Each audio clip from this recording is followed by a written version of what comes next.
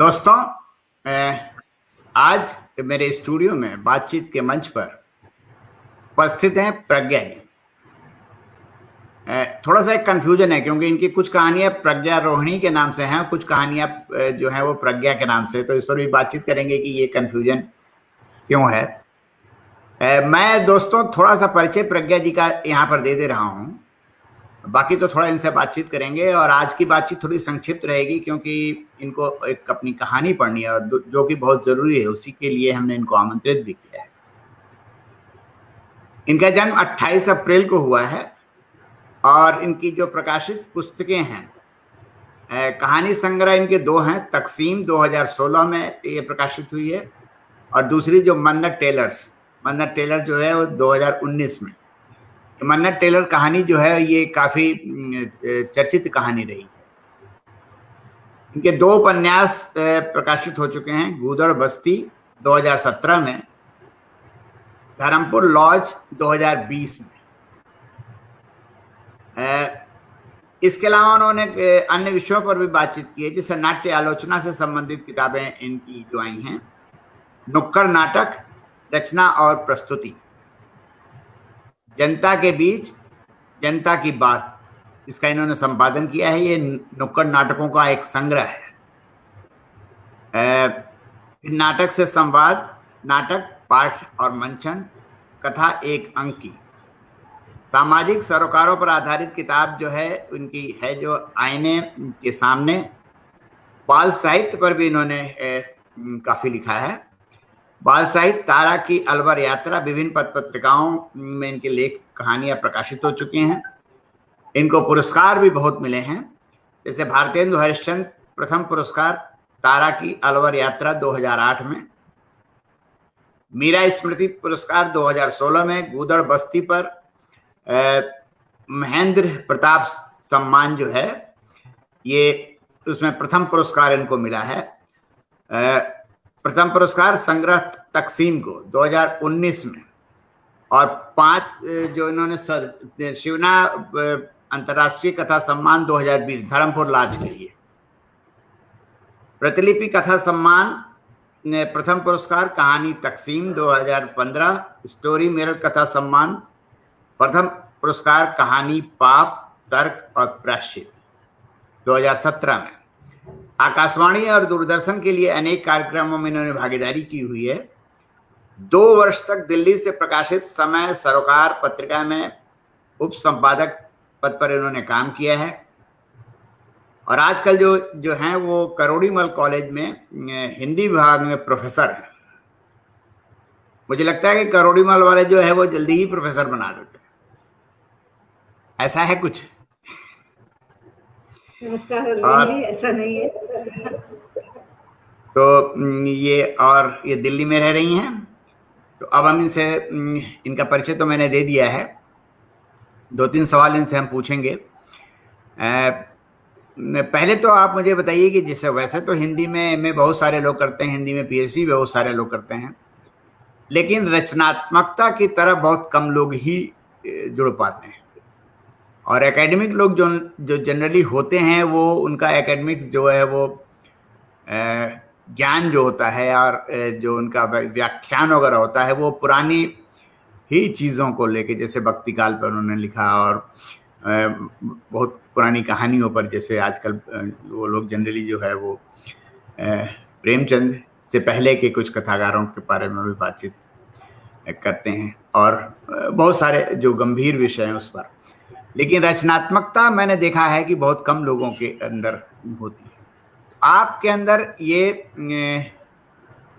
जो रचना की जो मतलब जो प्रवृत्ति है या रचना का शौक जो है, ये आपके अंदर कैसे पैदा हुआ? अरविंद जी, सबसे पहले तो इस मंच पर आमंत्रित करने के लिए आपका शुक्रिया। जो रचनात्मकता का सवाल आपने उठाया है और उससे पहले जो आपने बात कही कि एमए और बीए की पढ़ाई और हिंदी साहित्य पढ़ना, मैं ये आपको बताना चाहूँगी कि जब मैं बीए में आई थी तो मैं सबसे पहले राजनीति विज्ञान पढ़ने के लिए गई थी। लेकिन कुछ ही दिनों में मुझे ये महसूस होने लगा कि मेरे लिए ये विषय नहीं है। और मुझे जैसे रघुवीर साहब ने कहा था, मुझे कुछ और करना था, उनकी कविता थी, तो मुझे लगा मुझे कुछ और करना था और मैं स्वेच्छा से उस समय कुछ सीट्स हिंदू कॉलेज में बची थी और मैं स्वेच्छा से हिंदी साहित्य पढ़ने के लिए गई थी। उस दौरान पढ़ने लिखने का जो पूरा माहौल बना, विधिवत शिक्षा साहित्य की वो तो रही ही, उससे पहले ही बचपन से ही साहित्य के प्रति एक अनुराग जो मुझे मिला और घर का जो पूरा परिवेश मेरा था, उसने इस ओर मुझे बहुत ज्यादा अग्रसर किया कि मेरे पिता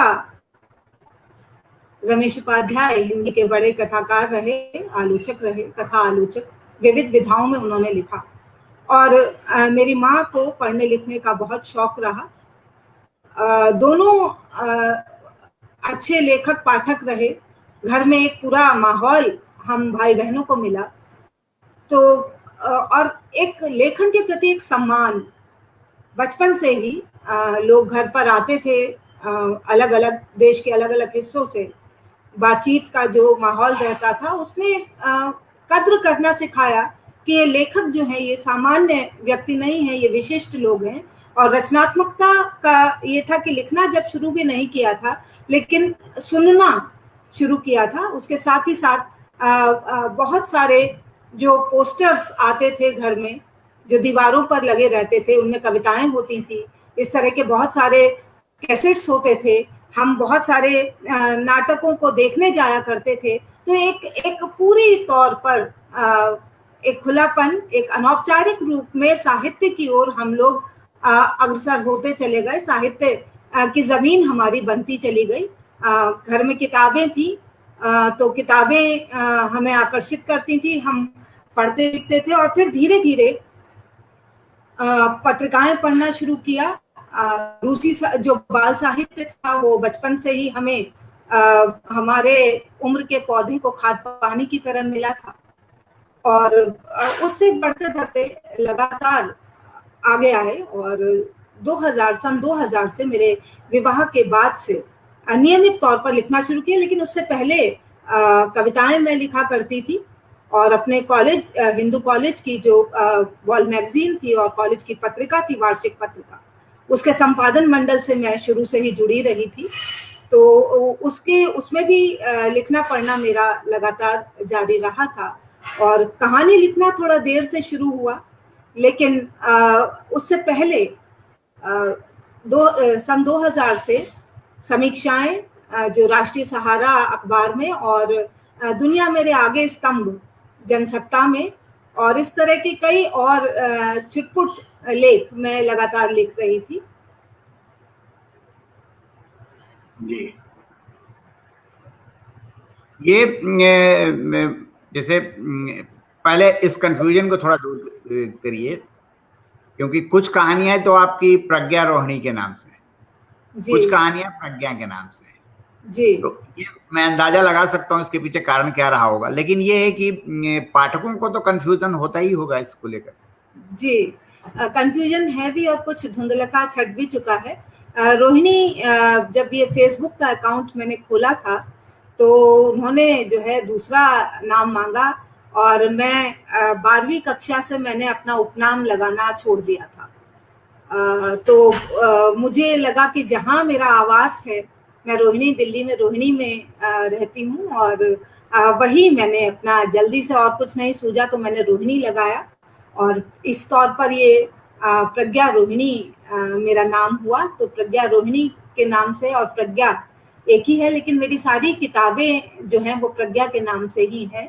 हालांकि बहुत लोगों ने मुझे सुझाया है कि नाम अपना रखें, प्रज्ञा रोहिणी रखें और इसी नाम को चलने दें, लेकिन अभी तक जो किताबें आई हैं सभी प्रज्ञा के नाम से ही हैं मेरी किताबें। यहाँ पर एक सवाल है, सवाल जैसे आपने अभी बताया मुझे कि आप रमेश उपाध्याय सर की पुत्री हैं और घर में पढ़ने लिखने का माहौल था। जहाँ तक मैं जानता हूँ रमेश उपाध्याय जी को, उनकी एक खास विचारधारा थी, खास प्रतिबद्धता थी, और उसको लेकर के उन्होंने जो भी लेखन किया है वो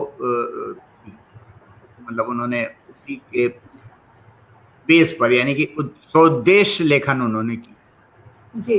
तो इसका भी असर आप पर पड़ा?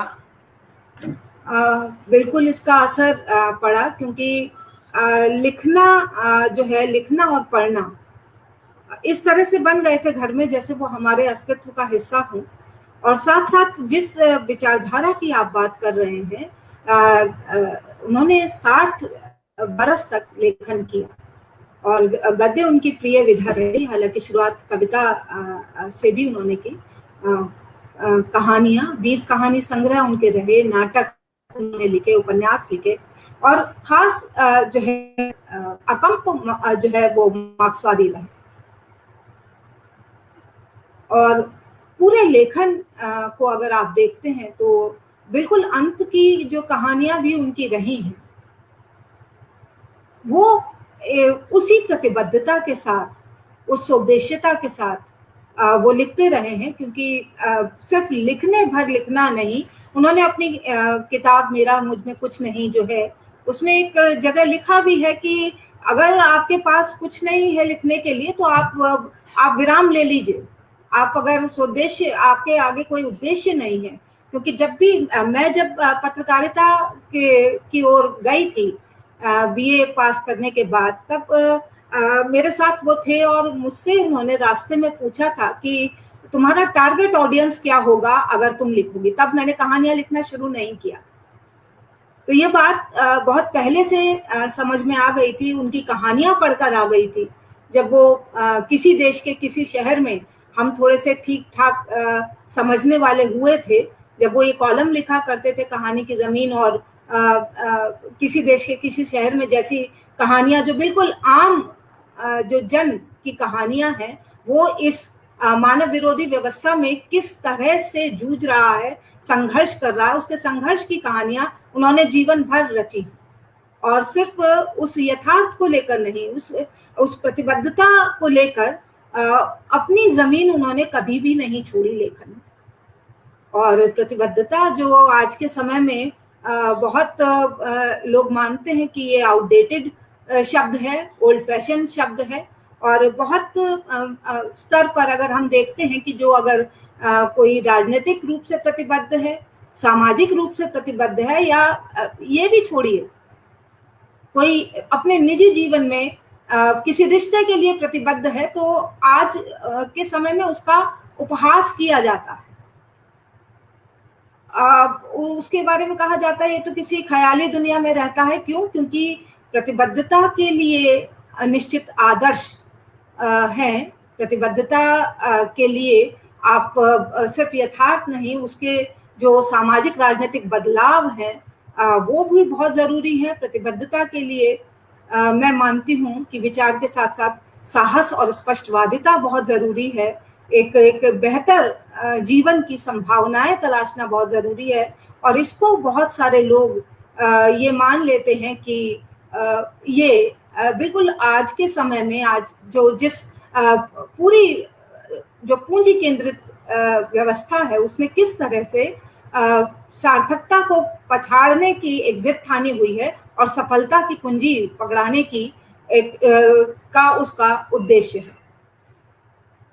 तो यहाँ पर उन लोगों के लिए प्रतिबद्धता बेमानी हो सकती है, लेकिन मेरे लिखने का मुझे जो विरासत मिली है, उस विरासत में मैं आगे और क्या कर पाऊंगी, लेकिन अब तक मैंने जो किया है वो उसी प्रतिबद्धता के तहत जो मुझे विरासत में मिली है, मैंने उसी को बचाने, संवारने और आगे बढ़ाने की कोशिश की है। चाहे वो मेरा सामाजिक लेखन के तौर पर हो, चाहे वो मेरी कहानियां हों अब तक की, चाहे वो मेरा उपन्यास हो, तो मैं उसी जमीन पर हूँ। और मुझे प्रेमचंद की बात हमेशा याद रहती है।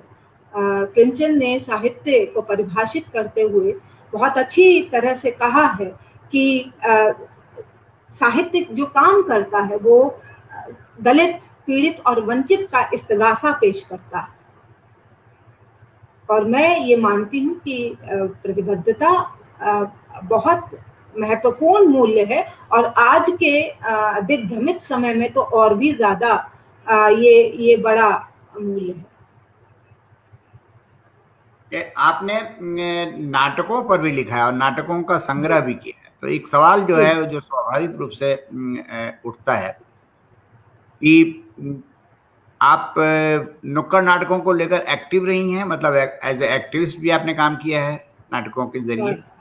बचपन से मैं जो है कुछ नाटक लगातार करती रही, लेकिन उसके बाद निशांत नाट्य मंच के साथ मैंने थोड़े समय काम किया, लेकिन उस तौर पर नहीं, हाँ, लेकिन नाटक देखने और नाटक के एस्थेटिक्स पर काम करने का मेरा एक अपना मन था। हाँ, इस रूप में मैं जरूर कह सकती हूँ कि मैंने अपने महाविद्यालय में अपने जो हिंदी के जो हमारे बच्चे हैं, जो कॉलेज की एक जो बड़ी संस्था है प्लेयर्स, उसका हिस्सा नहीं बन पाए, उन बच्चों के साथ मैंने 6 साल तक आह्वान नाम की एक नुक्कड़ नाटक संस्था को चलाने का काम अपने स्तर पर किया। तो इस रूप में रहा, और ये जो संग्रह है ये संपादित संग्रह है, इसमें नुक्कड़ नाटक मंडलियों और नुक्कड़ नाटककारों के नाटक शामिल हैं, 12 नाटक इसमें शामिल हैं। तो उस तौर पर तो नहीं, लेकिन हाँ एक्टिविस्ट के तौर पर उस रूप में नहीं, लेकिन हाँ नुक्कड़ नाटक के एस्थेटिक्स को लेकर मैंने अपने तौर पर काम किया। और मेरी पहली जो किताब थी वो यही किताब थी जो सन 2006 में राष्ट्रीय नाट्य विद्यालय ने प्रकाशित की, नुक्कड़ नाटक रचना और प्रस्तुति। अब मैंने देखा कि आपने बच्चों पर भी लिखा है। जी। आमतौर पे जो लेखक होते हैं वो थोड़ा इसमें बच्चों पर लिखने में उनको लगता है, मैं अगर कटु शब्द का इस्तेमाल करूं तो उन्हें लगता है कि बड़ी तौहीन सी बात है, मैं तो बड़ा लेखक हूं तो मैं बच्चों पर लिखूं, क्योंकि बच्चों पर लिखने वाले बड़े लेखक बहुत कम है। या तो उनको बाल लेखक कहा जाता है और उनको अलग कैटेगरी डाल दी जाती है। आपने बच्चों पर लिखा है जी, मैंने एक किताब लिखी है, तारा की अलवर यात्रा, और ये एनसीईआरटी की एक नई योजना थी, 2005 की एक शिक्षा नीति के तहत मुझे प्रोफेसर कृष्ण कुमार जी का एक पत्र मिला, और उन्होंने ये कहा था कि ऐसी एक किताब, ऐसा कोई शहर चुने जो पर्यटन के स्तर पर बहुत लोकप्रिय ना हो, लेकिन उसकी एक अपनी सांस्कृतिक एक सामाजिक विरासत हो, उसको आप चुनें और बच्चों के लिए आप उसको लिखें। और ये किताब आज भी नवी कक्षा में ये संदर्भ पुस्तक के रूप में लगी है, तारा की अलवर यात्रा। और इस पूरी किताब में अलवर के जो ऐतिहासिक स्थल हैं, वो अलवर में जो पूरा आप देखते हैं कि जो सरिस्का का पूरा क्षेत्र है उसमें क्या क्या चीजें जरूरी हैं वो, और इसके साथ साथ थोड़ा बहुत वहाँ का खान पान कैसा है, वहाँ जो पानी की जो समस्या है और तरुण भारत संघ ने उस पर जो काम किया उसको लेकर, और वहाँ जो पेड़ पौधों और पर्यावरण को बचाने की जो थोड़ी बहुत पहल हुई है, उन चीजों को लेते हुए मैंने तारा की अलवर यात्रा में तैयार की।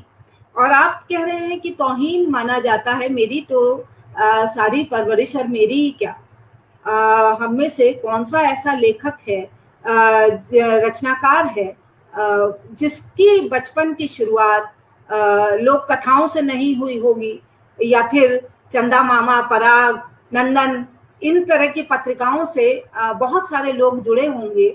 और जिस तरह का साहित्य मैंने पढ़ा, बच्चों के लिए लिखना अगर तौहीन है तो तौहीन के तो बहुत सारे और भी चीजें जुड़ जाती हैं। हिंदी में लिखना भी तौहीन है अरविंद जी।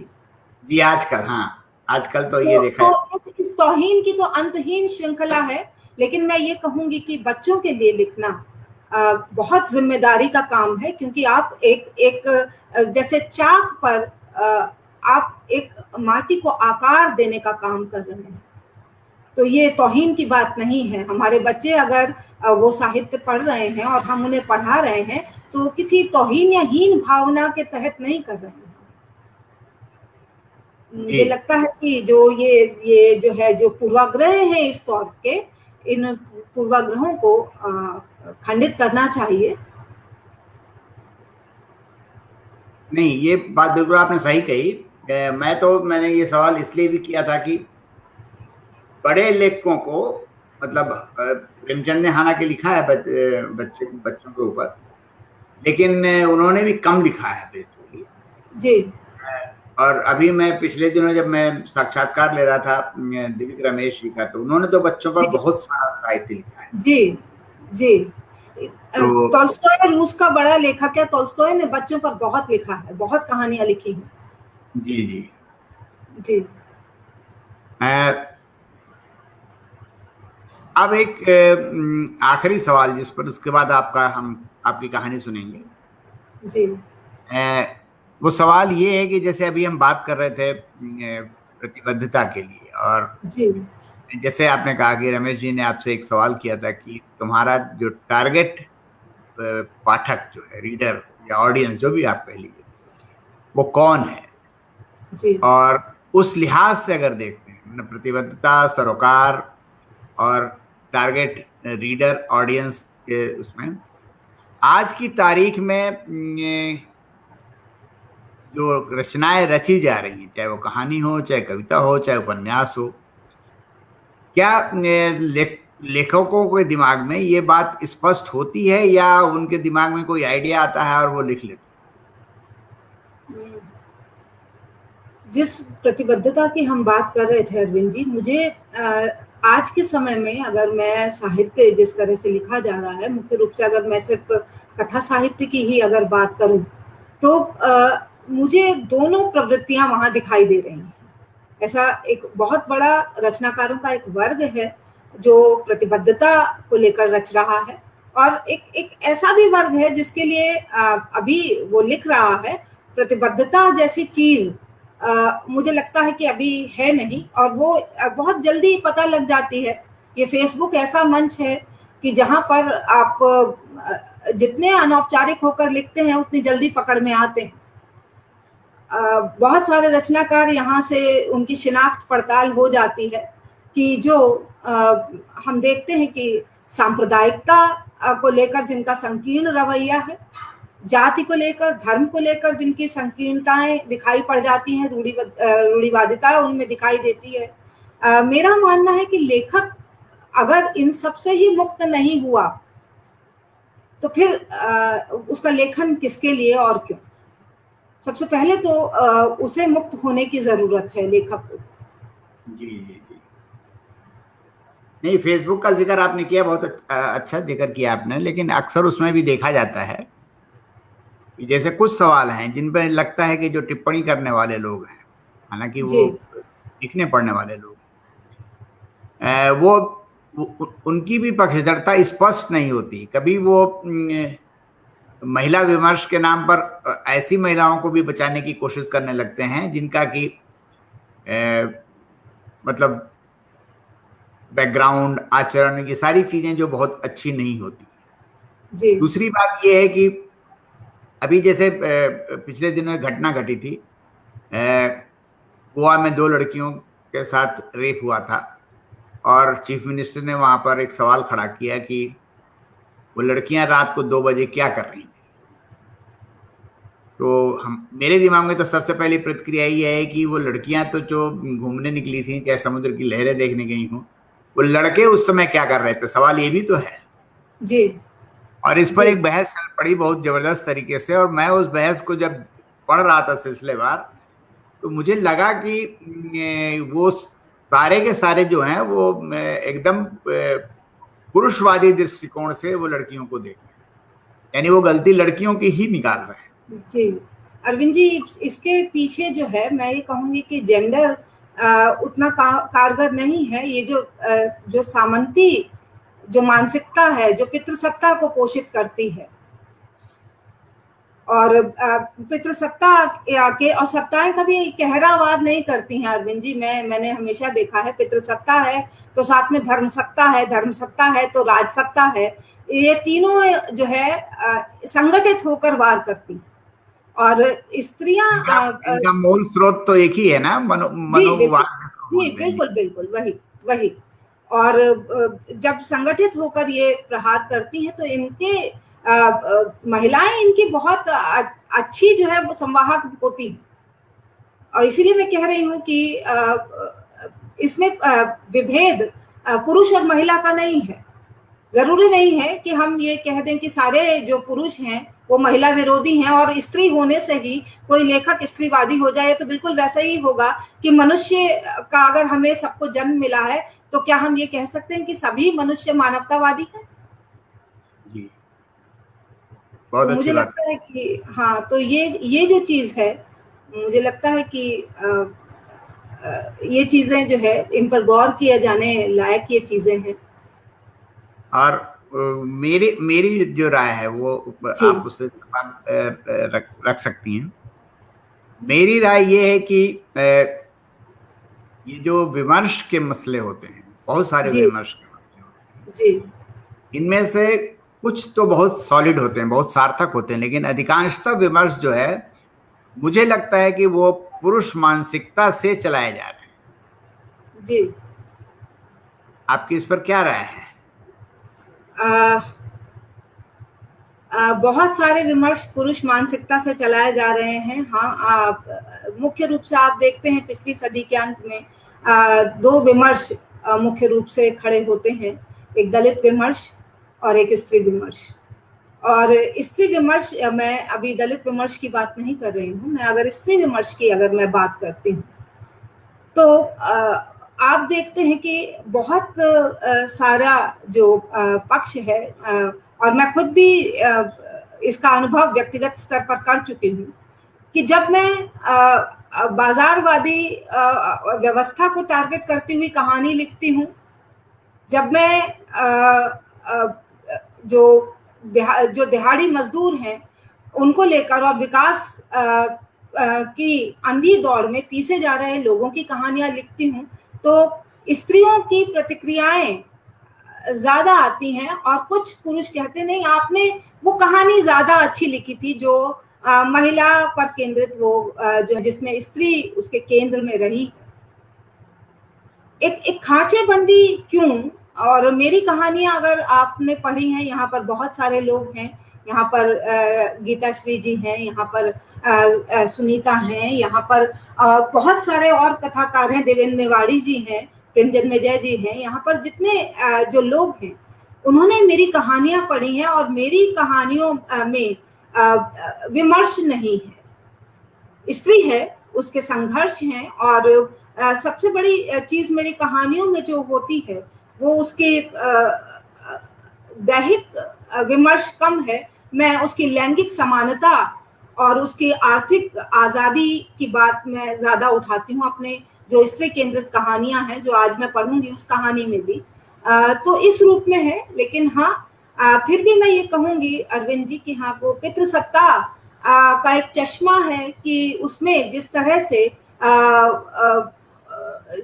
दुनिया को देखने की एक सीख दी जाती है और वहां केंद्रित कर दिया जाता है कि आप यहीं रहिए, आपका यही क्षेत्र है, इससे बाहर मत निकलिए, वो आपका देखा भाला क्षेत्र नहीं है। जबकि आज के समय में इतनी विविधता, जो यथार्थ की इतनी विविधता है, इतनी परतें हैं, स्त्री उनको भी देख रही है। और दूसरी एक और चीज, जो स्त्री जो ये पितृ सत्ता और ये धर्म सत्ता और ये राज सत्ता जो विमर्श को सिर्फ एक एकांगी पक्ष दे रही है, वो इसलिए भी है कि समाज से जो आंदोलन धर्मिता है वो अभी विमर्श वहां तक तो आया है लिखने पढ़ने के स्तर पर, लेकिन एक सांगठनिक स्तर पर अभी उसका आना बाकी है। तो हो सकता है तब इसका एक प्रतिकार हो, तब इसका एक जवाब मिले। जी जी, ग्रास रूट तक नहीं पहुंचा है, ग्रास रूट तक पहुंचने में उसका टाइम लगेगा मुझे लगता है जी। और मुझे लगता है कि जो ग्रास रूट पे आंदोलन चल रहे हैं उन आंदोलनों को दिग्भ्रमित करने के पीछे भी शायद ये भी एक कारण है। जी। चलिए, बातचीत तो बहुत अच्छी चल रही थी आपसे, और मैं तो, हमारे बहुत सारे मित्र कहते हैं कि बातचीत ज्यादा अच्छी होती है, लेकिन मैं तो आज आपको, मैंने कहानी सुनने के लिए बुलाया है, निमंत्रित किया है जी। तो अब हम बातचीत का सिलसिला यहीं पर रोक करके अब आपकी कहानी सुनना चाहते हैं, और हमारे बहुत सारे मित्र भी उसको सुनना चाहेंगे जी। और ये कहानी मेरी इसी बरस मैंने लिखी थी, और ये कहानी उद्भावना के कहानी विशेषांक में आई थी। हरीश राय जी ने इसका संपादन किया था।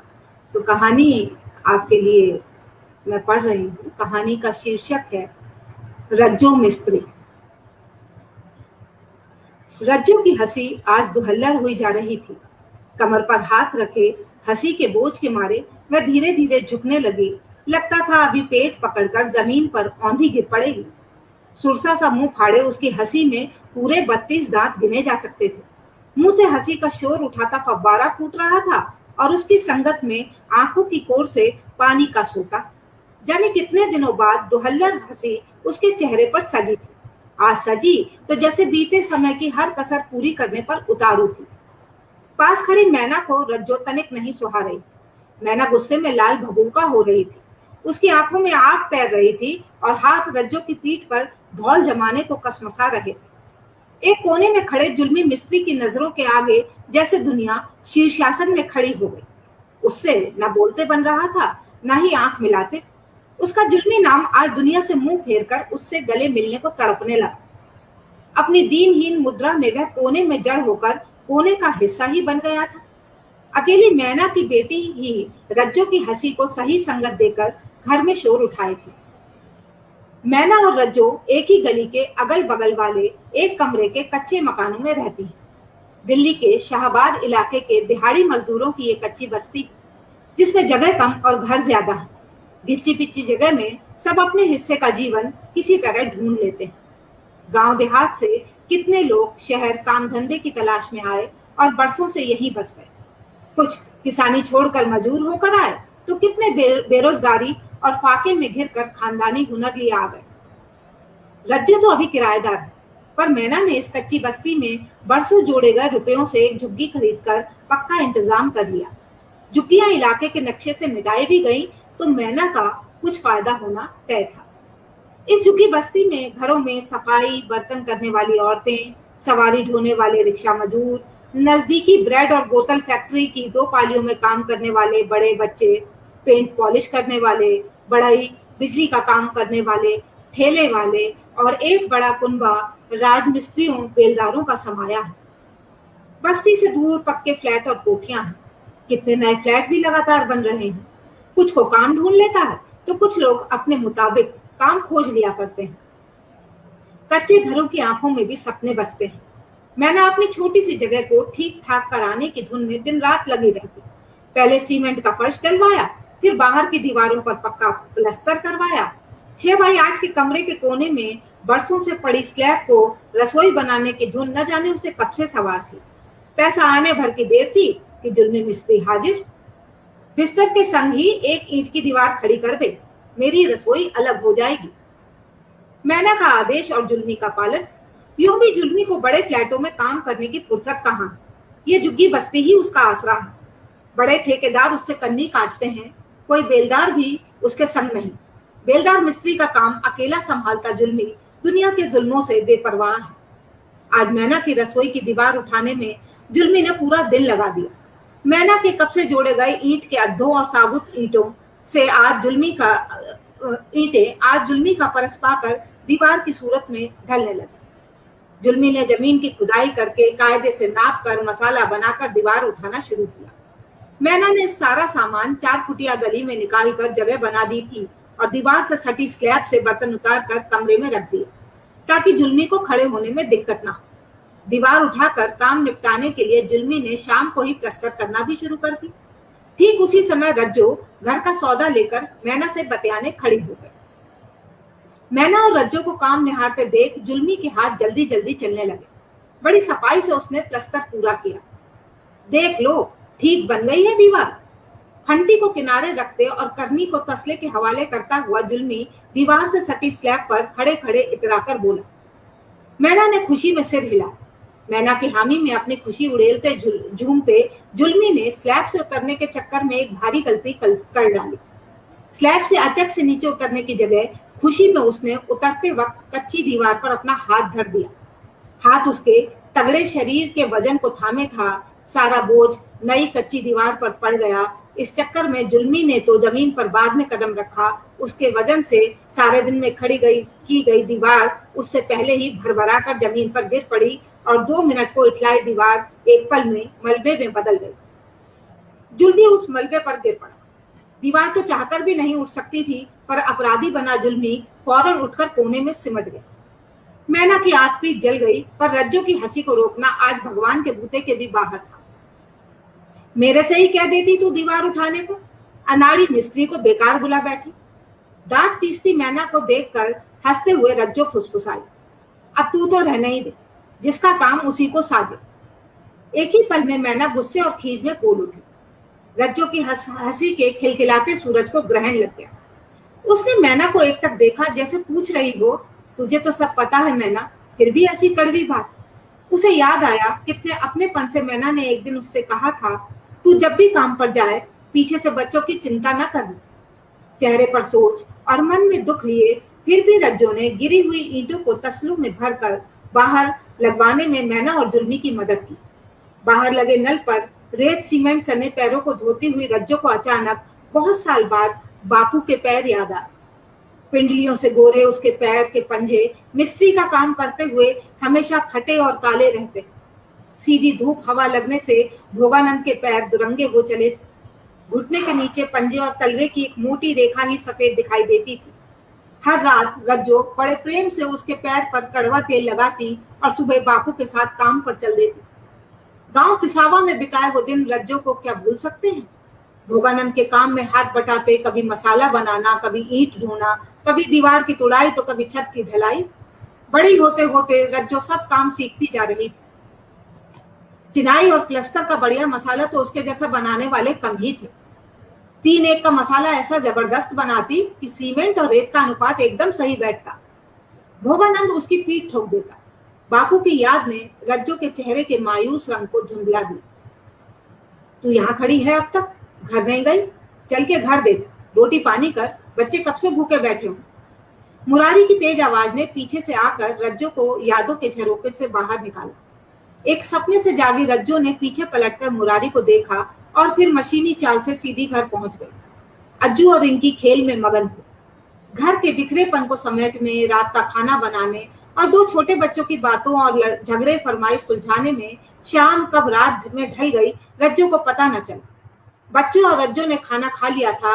मुरारी घड़ी भर को घर आया, बच्चों को दुलराया, फिर नहा धोकर बाहर निकल गया।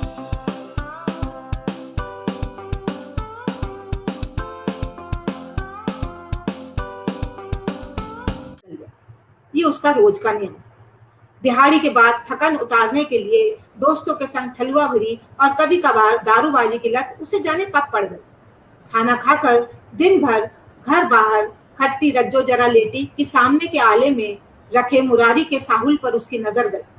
लंबी डोरी से बंधा साहुल जिसे मुरारी आते ही आले के सामान में रख देता था। सारे मिस्त्री अपने औजारों के संग साहुल छोड़ आते थे, पर मुरारी हर रोज उसे संग ले आता। उसकी यह आदत रज्जो को निराली लगती रही थी। साहुल को एक टक निहारती रज्जो फिर अपने अतीत में खो गई। यह साहुल तेरे लिए नहीं बना है, तू मोटे काम संभाल। तू क्या जाने नाप जो, मलबा उठा और ईंटें ढो, ये हिसाब तेरे बस का काम ना है। साल भर छोटे भाई नरेश से जब रज्जो के हाथ में दीवार नापने का साहुल देख ऐसी जली कटी बात सुनाई तो रज्जो ने ठान लिया, या तो वो नहीं या साहुल नहीं। रज्जो जानती थी जैसे डॉक्टर के लिए आला जरूरी है, वैसे ही राजमिस्त्री के लिए साहुल। ये कला नहीं सीख पाएगी तो जीवन भर बेलदारी करती ही रह जाएगी।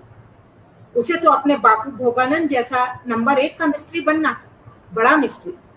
बस नरेश के कहने से एक जिद उसके शरीर में ऐसी तन गई कि फिर उसे किसी करवट चैन न पड़ा, जैसे साहुल का निचला नुकीला सिरा उसके मन पर गड़ा चला जा रहा हो और उसके पूरे बदन को लहूलुहान किए दे रहा हो। भोगानंद की मदद से उसने जल्दी ही साहुल को साथ दिया। फिर क्या था, दीवार कोई सी भी क्यों ना हो, साहुल की डोरी का सिरा रज्जो के आत्मविश्वासी हाथों में सुहाने लगा। डोरी के नीचे का नुकीला सिरा मानो अब रज्जो के लिए वही लट्टू हो गया जिसे बचपन में लड़कों के संग खेलती वह जमीन से बड़ी आसानी से उठाकर हथेली पर सजा लेती। लट्टू देर तक उसकी हथेली पर नाचता तो साथ के कई लड़के हैरानी से देखकर जल मरते।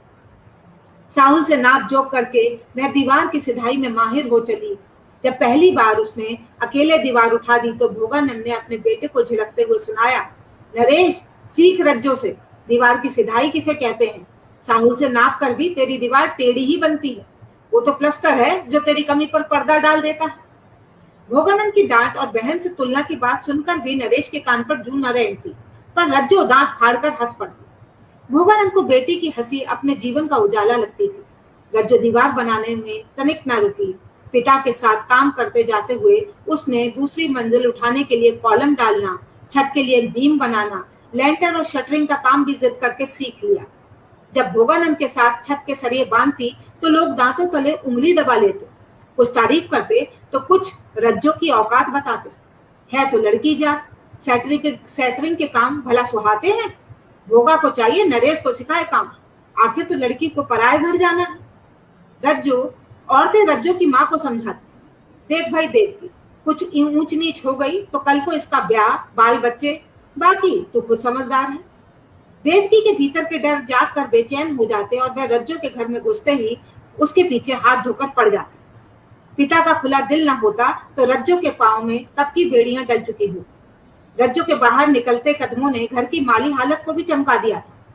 3 लोगों की पक्की टीम थी भोगानंद के पास, इसलिए खाने पीने के आराम से लेकर घर आंगन भी निखरा निखरा दिखता। अब कमाने वाले एक नहीं 2.5 हाथ हो गए थे।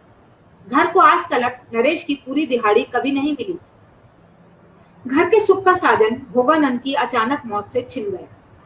असहाय जीवन की जिम्मेदारियों में देवकी को कुछ नहीं सूझ रहा था। एक तरफ भविष्य में रज्जो की शादी की चिंता तो दूसरी तरफ नरेश का बाप की लगाम से एकदम छूट जाना उसकी परेशानी बढ़ा रहा था। इधर गांव में भोगानंद को मिलने वाले बड़े काम अब नरेश और रज्जो को मिलने बंद हो गए।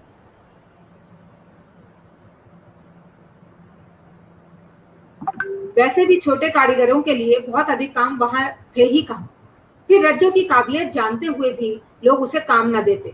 नरेश को छोटा मोटा काम मिल भी जाता तो उससे घर चला पाना मुश्किल था। रज्जो दिन भर सोचती, हाथ पर हाथ धरे यूं बैठे रहने से कहीं सीखे हुए काम भी ना भूल बैठे। साहुल उसकी हथेलियों के नीचे कसमसाता। अरे सो गई क्या? बाहर से लौटे मुरारी के शब्दों ने रज्जो की यादों का सिलसिला रोक दिया। इससे पहले कि रज्जो उठती, मुरारी फिर बोला, रहने दे, उठ मत, खाना मैं खुद ले लूं। शराब से तृप्त होकर कई बार मुरारी दुनिया का सबसे निराला इंसान बन जाता, शहद सा मीठा। मुरारी की ऐसी बातों पर रज्जो के भीतर प्यार का सैलाब उमड़ आता।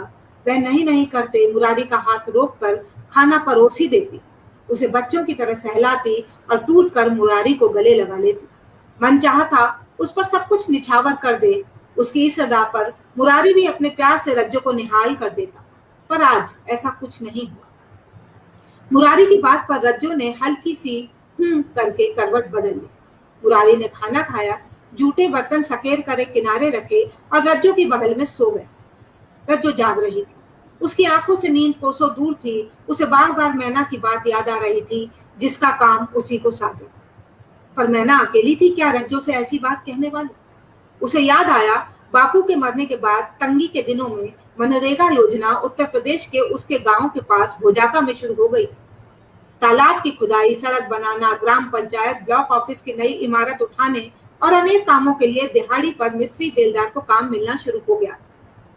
रज्जो का मन खुशी से चहका कि इसका हिस्सा बनकर उसके हुनर का लोहा कुछ दिन में लगी जंग की परत को छील उखाड़ कर झाड़ देगा। नरेश के साथ रज्जो भी 4 किलोमीटर दूर भोजाका के लिए रोज निकलती।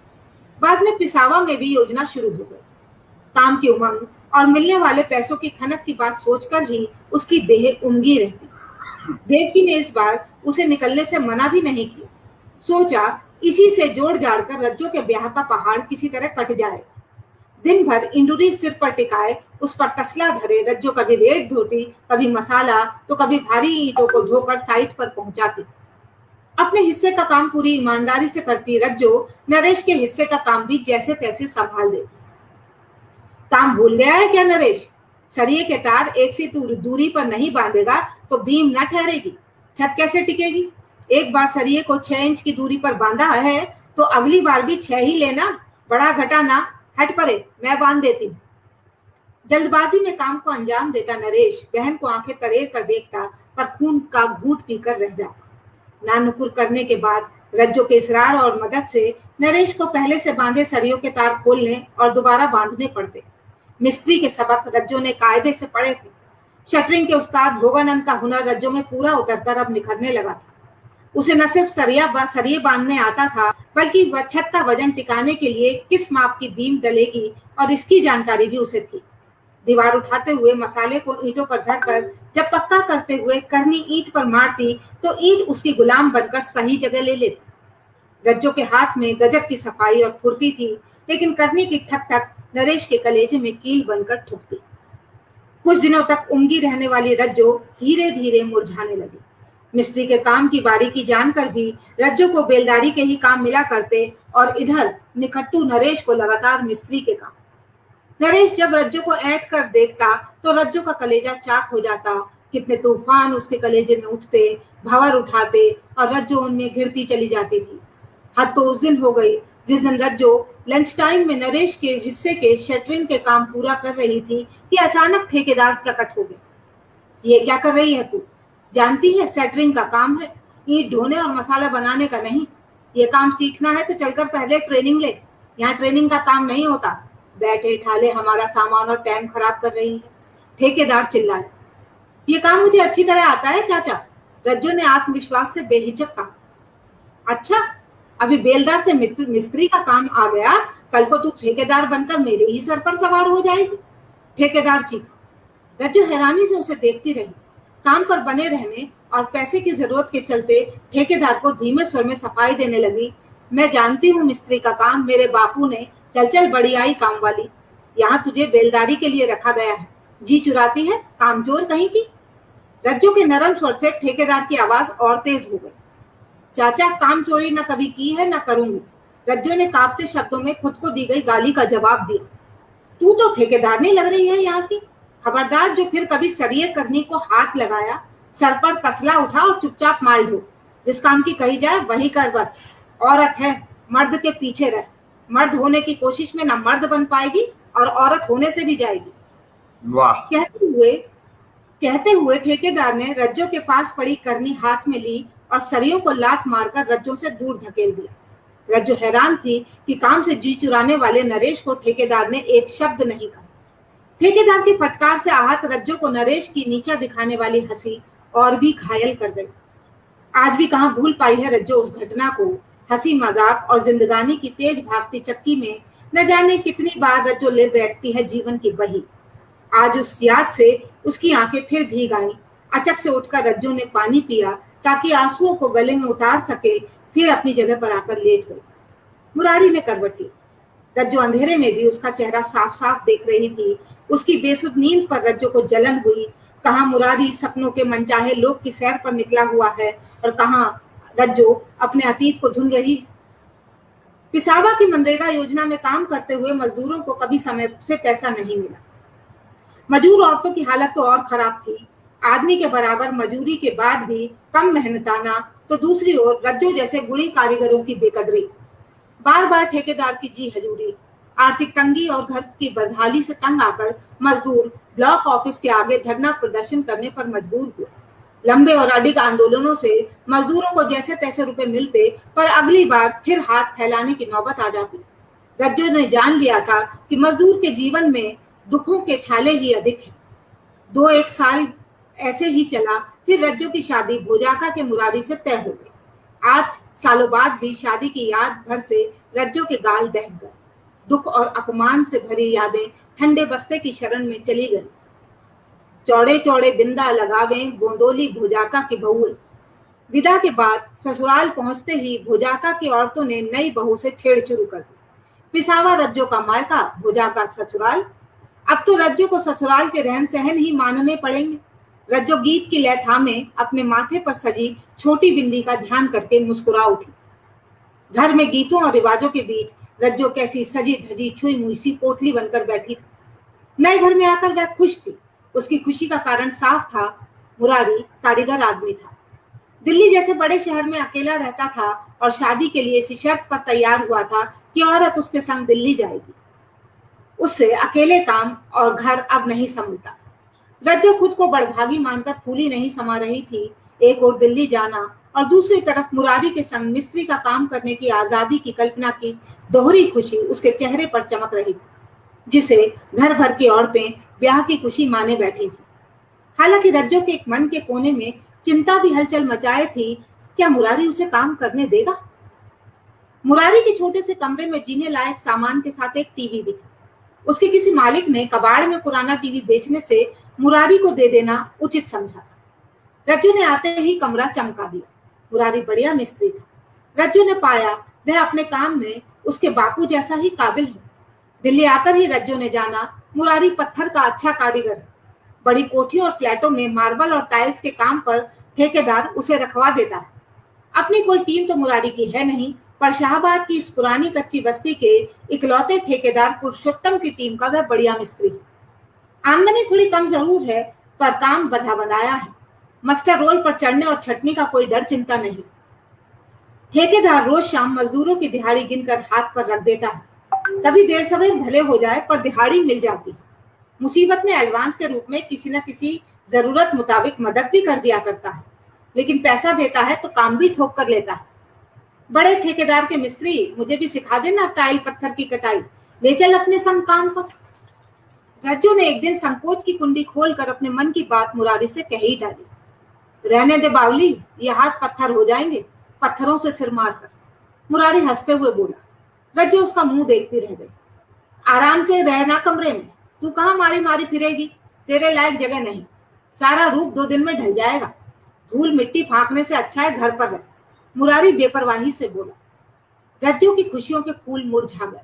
शादी के बाद उसने क्या क्या सपने बुने थे, सारे फंदे उधड़ से गए। कुछ दिन वह चुपचाप काम में लगी रही। मुरारी की बात का नपा तुला जवाब देती और अपनी तरफ से कुछ न बोलती। मुरारी को उसकी ये चुप्पा सूरत जरा न सुहाती। फिर मुरारी जानता था रज्जो किस बाप की बेटी है। मुरारी को रज्जो से काम और लगन की भी भनक थी। घर में छाई चुप्पी को तोड़ते हुए कुछ दिन बाद मुरारी बोला, अच्छा रूस नहीं, कल बात करता हूँ ठेकेदार से, फिर चलना सा। पर देख ले, काम एक दिन में नहीं सीखा जाता, वक्त लगेगा और फिर आकर तुझे चूल्हा चौका भी करना पड़ेगा। मैं वक्त का पक्का हूँ, वक्त पर काम, वक्त पर खाना। उस दिन छोटे से कमरे में रज्जो के लिए सारे रंग समेटे आकाश उतर आए। दिल्ली जैसे शहर में ना कोई परिचित, ना रिश्तेदार जो नई ब्याहता रज्जो को रोके टोके। फिर जिस फ्लैट में मुरारी काम कर रहा था, वहां बेलदार के साथ वह अकेला ही था। पुराना फर्श पहले ही तोड़ा जा चुका था। मुरारी अपने हिसाब से रोज का एक कमरा पकड़ता और शाम तक नया फर्श डाल देता। जितनी देर में वह रेत पर मार्बल की बड़ी स्लैब बिछाकर नाप और डिजाइन का पीस काटता, उतनी ही देर में बेलदार मशीन की रवानगी और गोल धारदार ब्लेड से पत्थर के काटते समय उठने वाली धूल को दबाने के लिए पतले से पाइप से पानी की धार देता चलता। मशीन जीं घीं घीं घिर घिर की ध्वनि से पत्थर काटने लगती। जितनी देर मुरारी आराम करता, बेलदार बदरपुर का मसाला कमरे में बिछा देता और सीमेंट की बोरी खोलकर एक तरफ उसका ढेर बना लेता। काम की जगह पर अपनी औरत को काम सिखाने की झेप से बचते हुए मुरारी ने पुरुषोत्तम से रज्जो की बेलदारी की बात तय कर ली। पुरुषोत्तम की टीम में अब तक कोई औरत नहीं थी, इसलिए वह पहले तो झिझका, पर अंत में मुरारी जैसे कारीगर पर उसने भरोसा करके काम दे दिया। इस तरह रज्जो के काम करने का सपना पूरा हुआ। संभल कर रही, एक भी पीस टूटा तो तेरी खैर नहीं। पत्थर को मजबूत हाथों से उठा, फुट के हिसाब से नाप कर पत्थर आया है।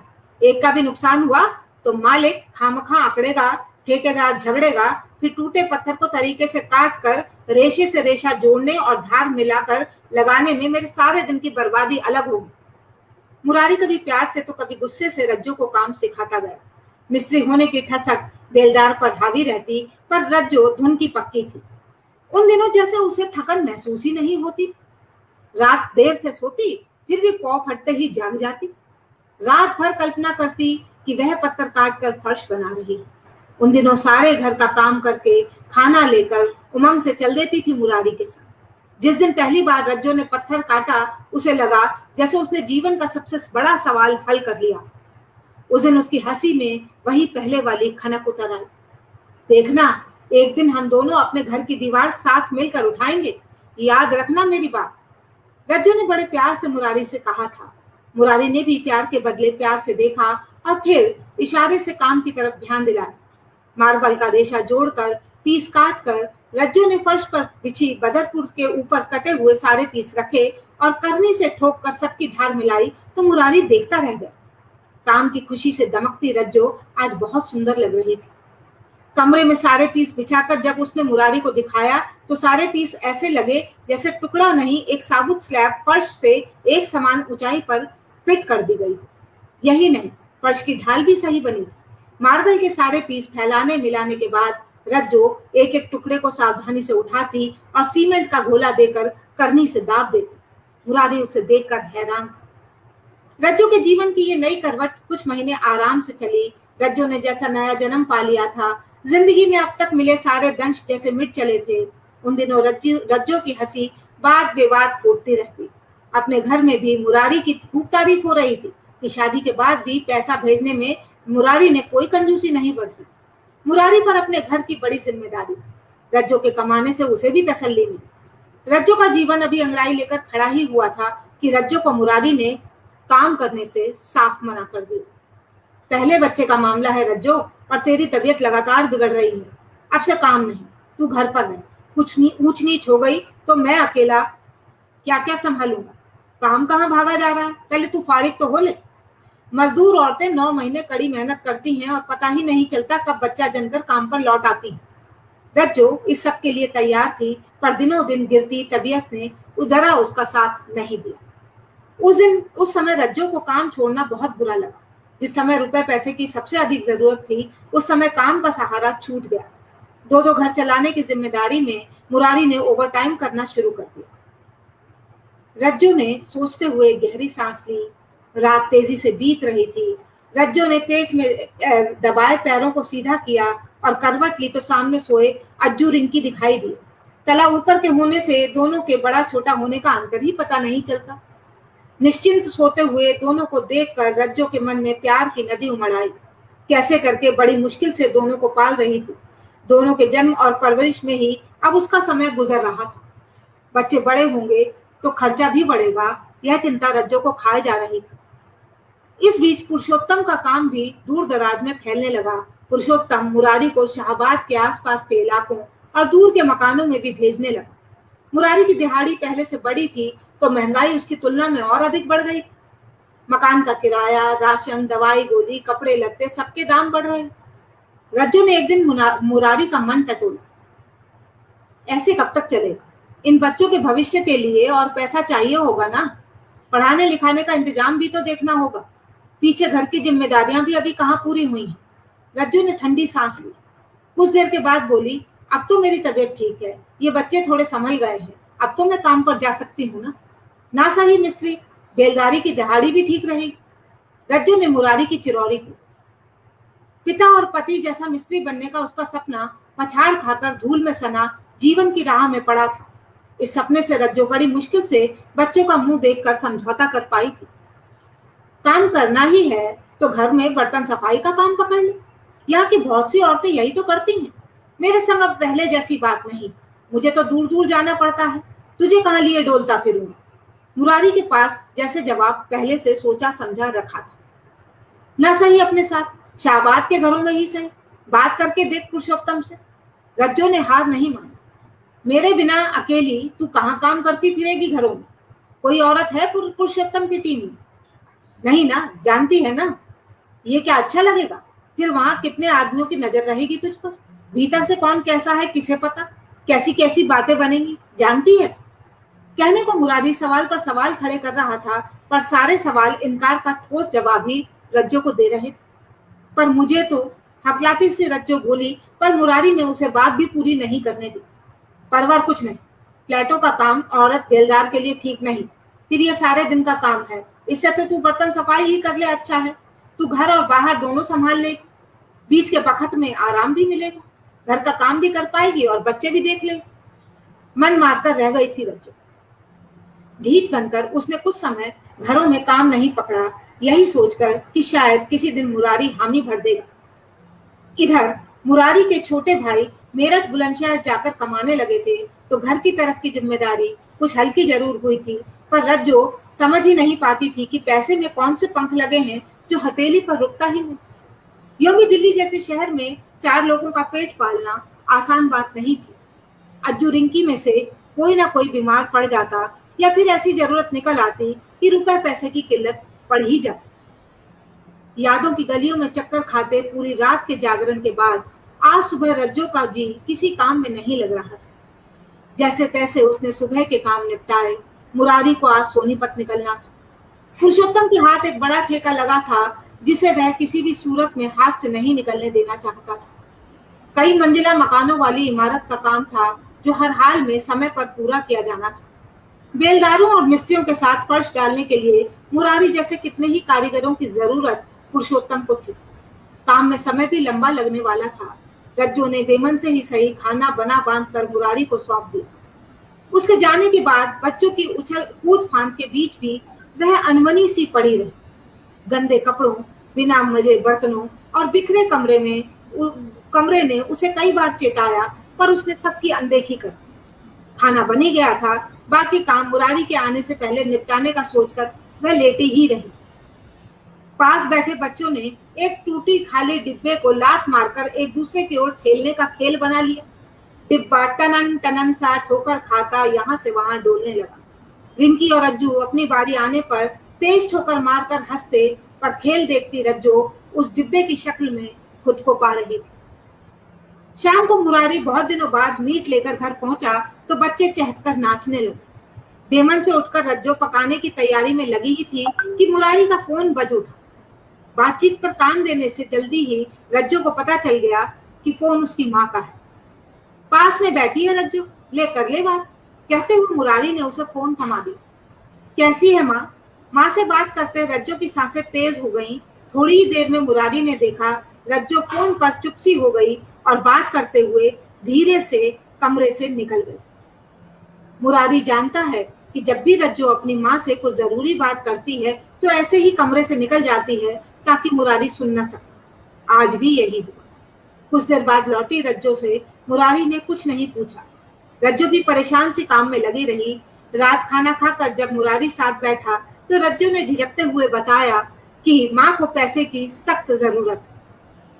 रज्जो से मुरारी की हालत छिपी नहीं थी, पर ठेकेदार से कुछ पैसा एडवांस मांगा जा सकता था। मीट खाने से रंग में आया मुरारी रज्जो की बात पर उखड़ गया। मैं कहाँ से लाऊं पैसा? जो है तेरे सामने है। तेरी माँ मांगे ना अपने बेटे से। जरा कोई मुसीबत आई, खट्ट से लड़की को कौन लगा दिया? यहाँ का पैसे का पेड़ लगा है। रज्जो पति का मुंह देखती रह गई। उसके शरीर का सारा खून जैसे सूख चला। चेहरा झक सफेद हो गया, आंखें फट पड़ी और आंसुओं का सैलाब फूट पड़ने को हुआ, जिसे रज्जो ने बड़ी मुश्किल से काबू किया।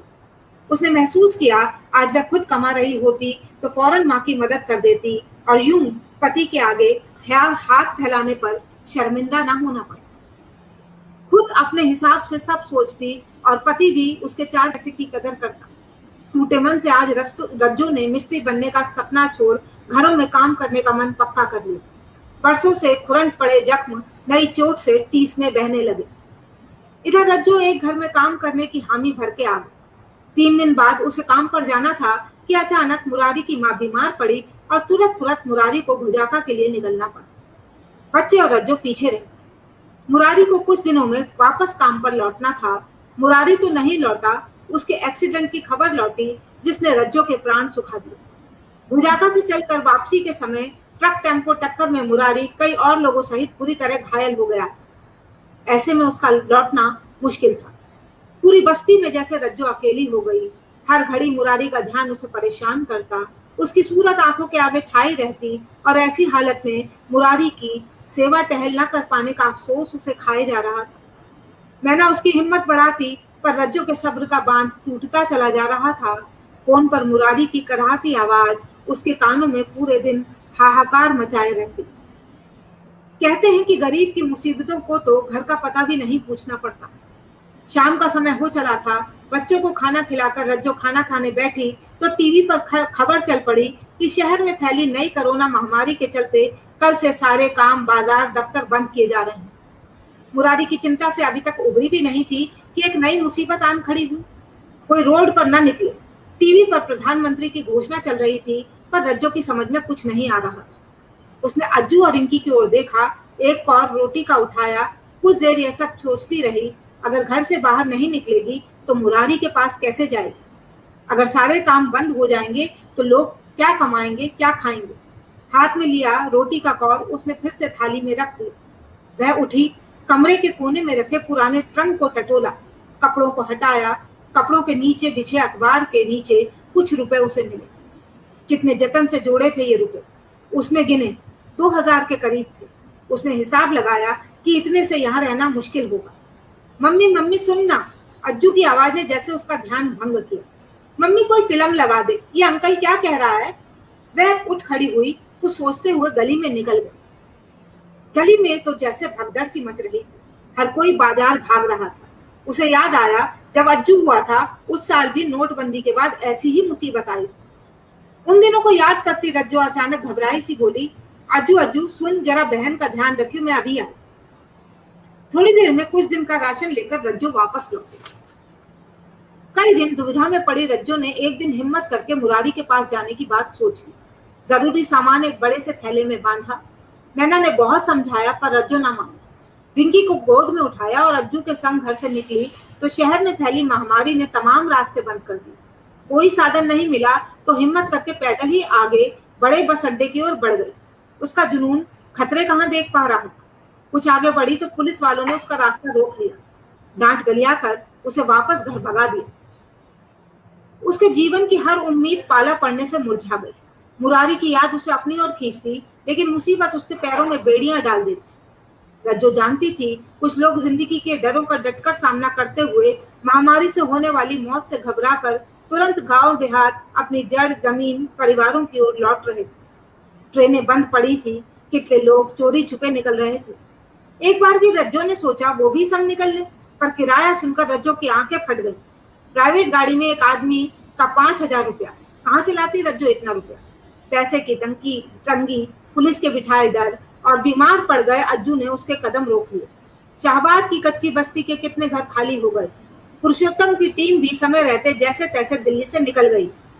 बरसों से शहर को बसाने सजाने, इसकी मरम्मत में रात दिन एक करने वाले मजदूरों के लिए बदहाली के दिनों में आमदनी का कोई पक्का इंतजाम न था।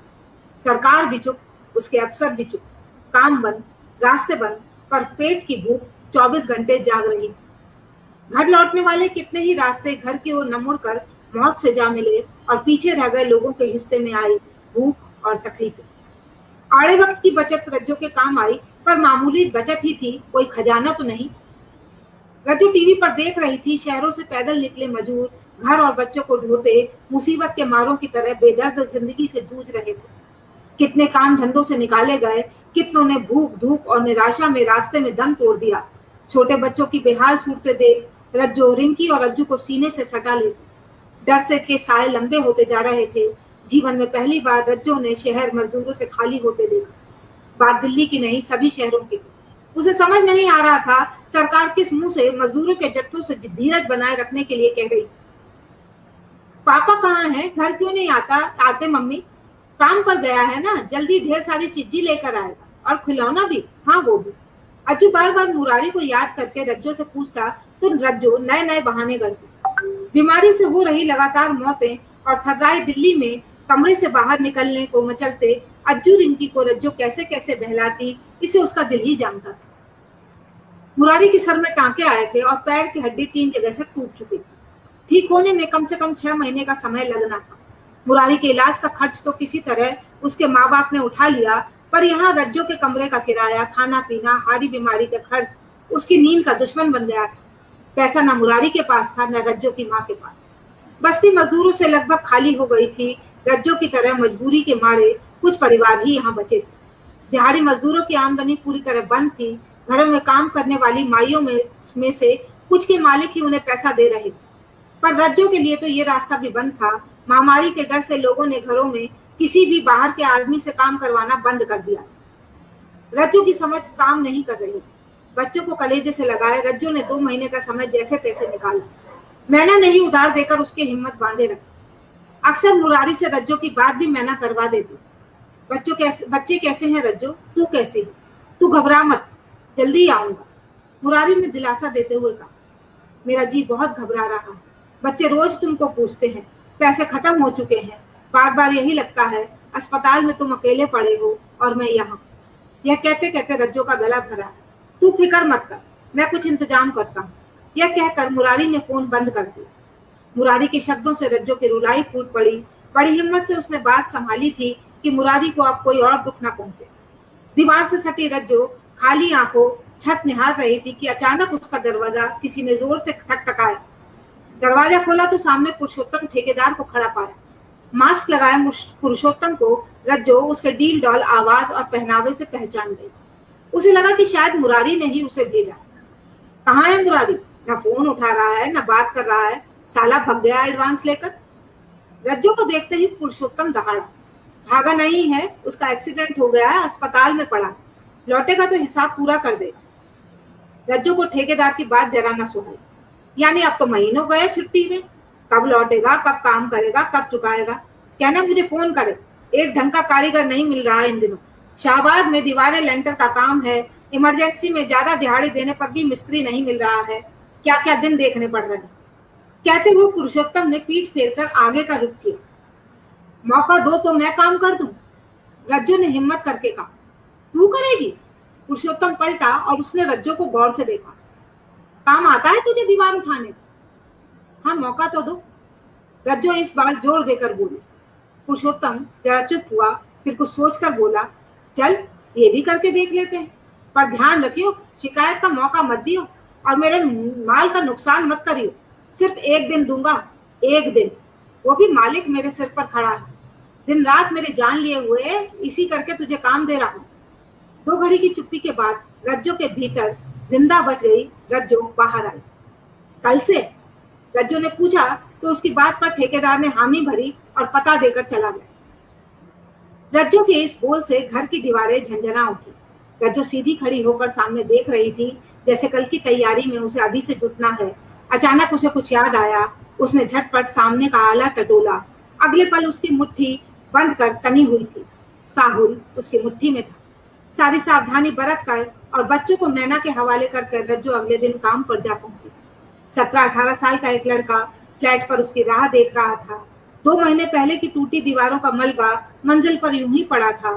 सामने ही औजारों और रेत सीमेंट बालू के संग ईंटें खड़ी थी।